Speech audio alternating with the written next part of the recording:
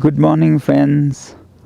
Today I begin the 16th day of my climate fast. Well, I've been surviving on just water and some salts, and that is taking a toll finally. Yesterday and today I've been feeling quite low on energy. And of course, it's cold in the open. Last night it was -8 degrees and some 120 people were sleeping with me out in the open on this fast. Today let me take you through some similar fasts in the past and see the sensitivity of governments towards such genuine people's movements. In 2011, Anna Hazare during the India Against Corruption movement sat on a fast unto death for the anti-corruption bill, the Lokpal bill, to be passed in the parliament. And by the 13th day of his fast, the parliament unanimously passed the Lokpal bill and he happily ended his fast. That was the sensitivity of the government then. In fact, it was from the movement for India against corruption that the current government of BJP rose to power in 2014. And of course, we must expect the highest standards of truth and justice from themselves. Then in 1986, my own father sat on a fast unto death for the rights of the tribal indigenous people of Ladakh. On the 16th day of his fast, then Prime Minister Mrs. Gandhi flew from Delhi to Ladakh and broke his fast with a glass of juice. Later, they fulfilled the demands. This again shows the sensitivity of governments to people's movements.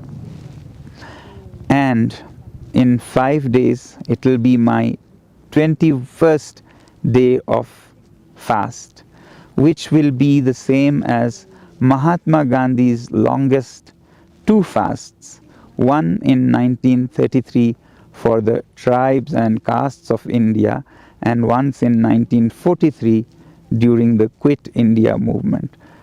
This was 21 days was his longest fast, and we hope that by then the government will respond. Then there is also the story of Pottishri Ramalu, who in 1952 sat on a fast unto death for the creation of Andhra Pradesh out of Madras Presidency.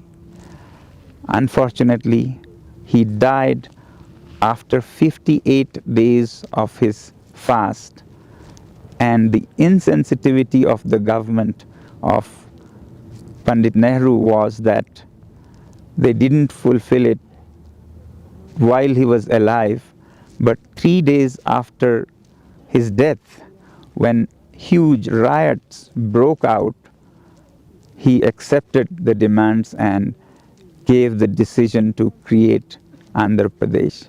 So sometimes death is one of the possible results, but such people do not worry as long as the cause is met. If it takes that for us Ladakhis, then so be it. We'll do that, and I can extend my fast after 21 days if it comes to that, because this is now not just something about Ladakh. It is as much about defending truth and justice, defending the whole process of elections and promises made by political leaders during elections. You all know that the ruling party had pledged to Ladakh to safeguard it under the 6th schedule of the Constitution, not once but twice in 2 major elections, and they won heavily based on those pledges in their manifestos. And today, if they don't keep it and go scot-free, it will set the worst precedents for all elections to come. It will make a joke of elections and promises based on which people trust and vote for governments. So it is not just Ladakh's responsibility, but yours too, to add to our voice and make it reach the governments. I am not sure our voice has still reached the Prime Minister, because I really believe that he believes in truth and justice and will still keep his promises. I have not lost hope on this nation. Thank you very much and have a great day. I'll try to keep strong and alive, even if not kicking. Jai Hind.